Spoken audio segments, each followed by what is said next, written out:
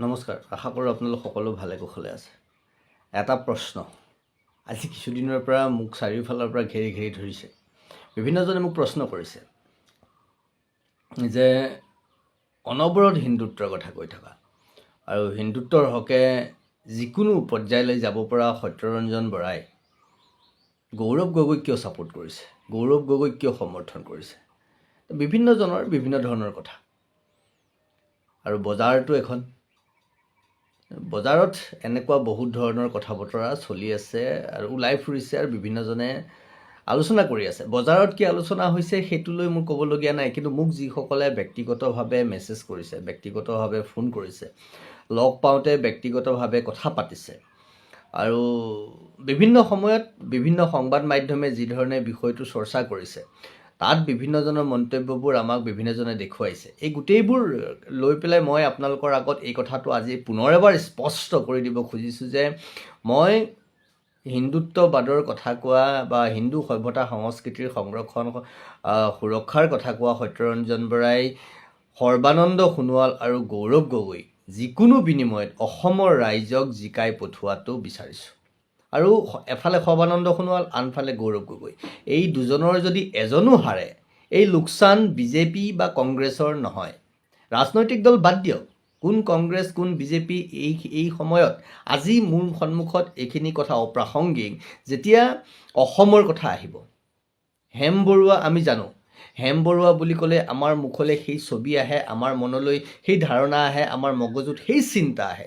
যিজন ব্যক্তিৰ দক্ষতাই, যিজন ব্যক্তিৰ যি ধৰণৰ বাকপটুতা, যিজন ব্যক্তিৰ পাণ্ডিত্যই, যিজন ব্যক্তিৰ আচৰণ ব্যৱহাৰ আৰু কৰ্মই আমাক দেখুৱাই গৈছে, অসমৰ নাম ৰাষ্ট্ৰীয় প্ৰেক্ষাপটত পৰিচয় কৰোৱাই গৈছে, অসমৰ সেই চিনাকি দি থৈ গৈছে।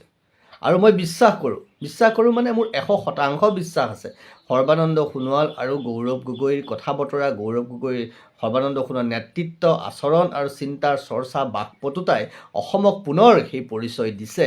আৰু সেই পৰিচয়ৰ খাতিৰতেই মই আপোনালোকক কৈছোঁ, অসমৰ খাতিৰত বাদ দিয়ক কোন সমষ্টি, বাদ দিয়ক কোন চৰকাৰ, আপোনাৰ কি লাভ হৈছে। যাৰে চৰকাৰ নহওক, বিজেপিৰে হওক, কংগ্ৰেছৰে হওক, আন কাৰোবাৰ নহওক, আপোনাৰ মোৰ কিবা লাভ হৈছে জানো? নাই হোৱা নহয়। কিন্তু নিজৰ দেশৰ কাৰণে, নিজৰ ৰাজ্যৰ কাৰণে আমি সেইখিনি কৰিব লাগিব। এতিয়া চাওক, সৰ্বানন্দ সোণোৱাল বুলি ক'লে অসমৰ নাম স্বতঃস্ফূৰ্তভাৱে জড়িত হৈ আছে সৰ্বানন্দ সোণোৱালৰ লগত।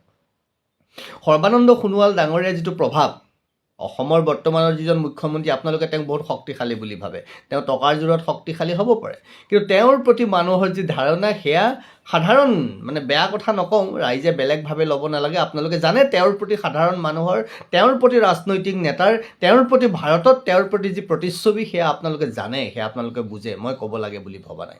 কিন্তু সৰ্বানন্দ সোণোৱালৰ প্ৰতি যিটো ভাৱধাৰা, সৰ্বানন্দ সোণোৱাল বুলি কোৱাৰ লগে লগে সমগ্ৰ ভাৰতবৰ্ষত অসমৰ যিটো স্বৰূপ, অসমৰ যিটো চৰিত্ৰ, সেই স্বৰূপ আৰু চৰিত্ৰ কিন্তু অসমত দ্বিতীয়জন ব্যক্তি নাই।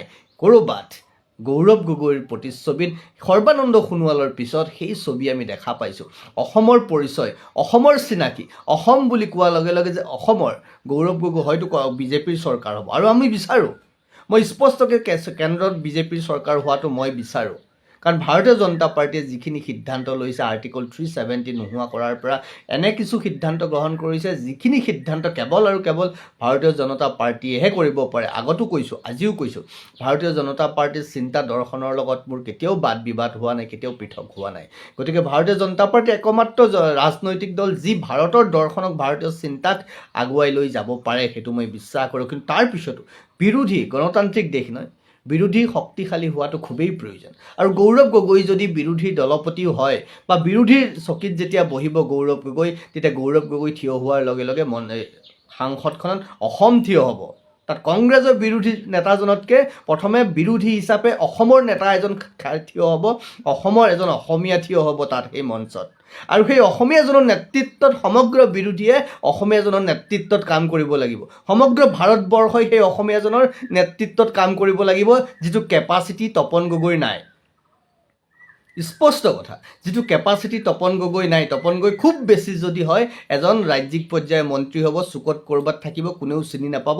তেওঁ থিয় হ'লে ভাৰতবৰ্ষৰ কোনো পৰিচয় নহয়, ভাৰতবৰ্ষত অসমৰ কোনো লাভ নহয়, অসমৰ কোনো নিজস্ব স্বকীয়তা নহয়। কিন্তু গৌৰৱ গগৈ থিয় হোৱাৰ লগে লগে, আৰু যদি কাৰণ গৌৰৱ গগৈ সেই কেপাচিটি আছে, আপোনালোকে দেখিছে বিগত সময়ত গৌৰৱ গগৈ সেই স্থিতি, সেই দক্ষতা প্ৰমাণ কৰিছে। অসমক প্ৰতিনিধিত্ব কৰিব পৰা ভাৰতবৰ্ষত বিৰোধীৰ দলপতি হৈ যদি গৌৰৱ গগৈয়ে ভাৰতক প্ৰতিনিধিত্ব কৰে, তেতিয়াহ'লে সেই প্ৰতিনিধিত্ব এজন অসমীয়াই কৰিব, সেই প্ৰতিনিধিত্ব গৌৰৱ গগৈ কৰিব, সেই প্ৰতিনিধিত্ব যোৰহাট লোকসভা সমষ্টিৰ পৰা কৰিব, সেই প্ৰতিনিধিত্ব যোৰহাট শিৱসাগৰ বাহিৰ হৈ কৰিব, সেই প্ৰতিনিধিত্ব অসমৰ হৈ কৰিব। আৰু অসমৰ গোটেই ভাৰতবৰ্ষই সেই অসমীয়া এজনৰ মতে সাংসদত বিৰোধী দল এজন অসমীয়াৰ দ্বাৰা পৰিচালিত হ'ব। তাতকৈ বেছি আৰু কি লাগে অসমৰ কাৰণে? তেওঁ সমষ্টিত কি কৰিছে মই কৈছোঁ নহয়, সমষ্টিত চৰকাৰ বাদ দিয়ক, সংসদত এজন অসমীয়াৰ দ্বাৰা নেতৃত্বত যেতিয়া হ'ব, তেতিয়া মই অসমীয়া হিচাপে মোৰ বুকুখন ফুলি উঠিব। কাৰণ মোৰ সনাতন হিন্দু ধৰ্মই শিকাইছে, সনাতন সত্তাই মোক শিকাইছে কি বুলি, ৰাষ্ট্ৰ ধৰ্ম সৰ্বোপৰি, সৰ্বোচ্চ ৰাষ্ট্ৰৰ কথা যেতিয়া আহিব, ৰাষ্ট্ৰ ধৰ্ম সৰ্বোচ্চ, তাত আৰু কোনো কথা নাই। সেইটো মোৰ সনাতন দৰ্শনে শিকাইছে, মোৰ হিন্দু সত্তাই শিকাইছে। ৰাষ্ট্ৰ বুলি কোৱাৰ লগে লগে ভাৰতবৰ্ষ। সেইকাৰণে কৈছোঁ, ভাৰতৰ সাৰ্বভৌমত্বৰ কাৰণে, ভাৰতৰ সুৰক্ষাৰ কাৰণে, ভাৰতৰ স্থিতি শক্তিশালী কৰিবলৈ ৰাষ্ট্ৰীয় পৰ্যায়ত আপোনালোকে ভাৰতীয় জনতা পাৰ্টিক জিকাওক, চৰকাৰ কৰাওক। কিন্তু অসম নাই। এতিয়া অসমৰ কথা আহিব, যেতিয়া অসমৰ পৰিচয়ৰ কথা আহিব, ৰাষ্ট্ৰীয় পৰ্যায়ত অসমক যেতিয়া চিনাকি কৰোৱাৰ কথা আহিব, বিশ্বত যেতিয়া অসমক আগুৱাই নিয়াৰ কথা আহিব, তেতিয়া মই ভাবোঁ আমি কংগ্ৰেছ, বিজেপি, এজিপি কৰি থকাৰ মতলব নাই। AIDFটো বাদেই দিয়ক, সেইটোতো দেশদ্ৰোহী, সেইটো অসমদ্ৰোহী, এইটো ৰাষ্ট্ৰদ্ৰোহী দল, এইটো জাতিদ্ৰোহী দল, এইটো ধৰ্মদ্ৰোহী দল নহয়, এইবোৰ সন্ত্ৰাসবাদীৰ দ্বাৰা পৰিচালিত দল। গতিকে এইবোৰ দলৰ অপ্ৰাসংগিক। কিন্তু যেতিয়া তাৰ বাহিৰে বাকীসকল, সেই ব্যক্তিসকল যিসকল অসমীয়া নহয়, যিসকল অসমৰ প্ৰসংগ যেতিয়া আহিব, অসম মোৰ ৰাষ্ট্ৰ, তেনেকৈ মোৰ জিলাৰ কথা যেতিয়া আহিব, জিলাৰ প্ৰসংগ যেতিয়া আহিব, যেতিয়া হোজাই জিলা ভাঙি দিয়া হৈছিলে, তেতিয়া মই মাত মাতিছিলোঁ, কাৰণ তেতিয়া মোৰ জিলাৰ প্ৰতি ৰাষ্ট্ৰ ধৰ্ম মোৰ সেইটো। মোৰ গাঁওখনৰ যেতিয়া সমস্যা হ'ব, গাঁওখনৰ প্ৰতি সেইটো মোৰ ৰাষ্ট্ৰ ধৰ্ম হ'ব, যে গাঁওখনৰ কাৰণে যিটো সঁচা মই সেইটো ক'ব লাগিব, যি পক্ষতেই নহওক। বুজি পাইছেনে? নাই পোৱা চাগে নহয়? এইবোৰ কথা বজাৰত কিনিবলৈ নাপায়। আৰু এই ধাৰণা, এই চিন্তা বজাৰত বিক্ৰী নহয়। এই ধাৰণা, এই চিন্তা কেৱল সেইজন ব্যক্তিয়েহে অনুভৱ কৰিব পাৰিব, যিজন ব্যক্তিয়ে প্ৰকৃতাৰ্থত ৰাষ্ট্ৰ ধৰ্ম কি তাক অনুভৱ কৰিব পাৰে। অসম আৰু অসমীয়াৰ স্বভাৱ চৰিত্ৰ, অসমীয়াৰ আচৰণ, অসমীয়াৰ দক্ষতা ৰাষ্ট্ৰীয় পৰ্যায়ত দপদপাই থাকিব লাগিব। যেনেকৈ সৰ্বানন্দ সোণোৱালে বিগত সময়ত দেখুৱালে, দ্বিতীয়গৰাকী সৰ্বশ্ৰেষ্ঠ মন্ত্ৰী হিচাপে তেওঁ বিভাগটো পৰিগণিত হৈছে। আৰু অসমৰ লগত সৰ্বানন্দ, ভাৰতবৰ্ষ, তেওঁৰ স্বভাৱ চৰিত্ৰ আচৰণ কথা বতৰা মনে মনে হয়তো থাকিব পাৰে, কথা বহু সময়ত নক'ব পাৰে। বিভিন্নজনে কৈছে সৰ্বানন্দ সোণোৱাল নিমাতী কইনা। আৰে স্বয়ং মহাদেৱেই দেখোন বছৰ বছৰ ধৰি তপস্যাত থাকে, কিন্তু যিদিনাই মুখ খোলে, যিদিনাই ত্ৰিনেত্ৰ খোলে, সেইদিনাই দেখোন তেওঁ দেখুৱাই দিয়ে তেওঁৰ শক্তি কিমান, তেওঁৰ তাৎপৰ্য কিমান। গতিকে সৰ্বানন্দ সোণোৱালক মই তেনেকুৱা বুলিয়েই ভাবোঁ। গতিকে মোৰ স্পষ্ট কথা, আপোনালোকে কি ভাবে কি বুজে মই নাজানো। কৈছোঁ নহয়, মই যি ভাবিছোঁ সেই ভাৱনাটো বজাৰত কিনিবলৈ পোৱা বস্তু নহয়, এই ভাৱনা বজাৰত বিকা বস্তুও নহয়। এই ভাৱনাবোৰ, এই চিন্তাবোৰ, এই কথাবোৰ ৰাষ্ট্ৰ ধৰ্ম সৰ্বোপৰি মোৰ অসমৰ কাৰণে। অসম যেতিয়া মোৰ ৰাষ্ট্ৰ হয়, ৰাষ্ট্ৰীয় দায়িত্ব যেতিয়া মোৰ অসমৰ প্ৰতি থাকে, যেনেকৈ মোৰ জিলাৰ প্ৰতি ৰাষ্ট্ৰৰ দায়িত্ব আছে, মোৰ গাঁৱৰ প্ৰতি ৰাষ্ট্ৰৰ দায়িত্ব আছে, ৰাষ্ট্ৰ ধৰ্ম যেতিয়া মই পালন কৰিব লাগিব, তেতিয়া মই অসমৰ কথা ক'ম। কাৰণ অসমক প্ৰতিনিধিত্ব কৰিব সেইজন ব্যক্তিয়ে, সাংসদত যিজন বাকপটু হ'ব। মই দ্বিতীয়জন হেম বৰুৱাক দেখা পাইছোঁ ক'ৰবাত গৌৰৱ গগৈৰ মাজত। হেম বৰুৱা কোন দলৰ আমি নাজানো। কিমানজনে জানে হেম বৰুৱা কোন দলৰ? কিমানজনে জানে কওকচোন, কোন দলৰ আছিলে জানেনে? হেম বৰুৱা কোন দলৰ জনাটো আমাৰ প্ৰয়োজন নাই। কিন্তু হেম বৰুৱাই যিখিনি কৰি থৈ গ'ল, হেম বৰুৱাই অসমৰ কাৰণে যিটো পৰিচয়, অসমৰ পৰিচয় দি থৈ গ'ল, সেই পৰিচয়টো কিন্তু আমাক প্ৰয়োজন আছে। বাকীসকলে এই দুজনক বাদ দি, সৰ্বানন্দ সোণোৱাল আৰু গৌৰৱ গগৈক বাদ দি, বাকী যিজনেই যাওক মোৰ ক'বলগীয়া নাই।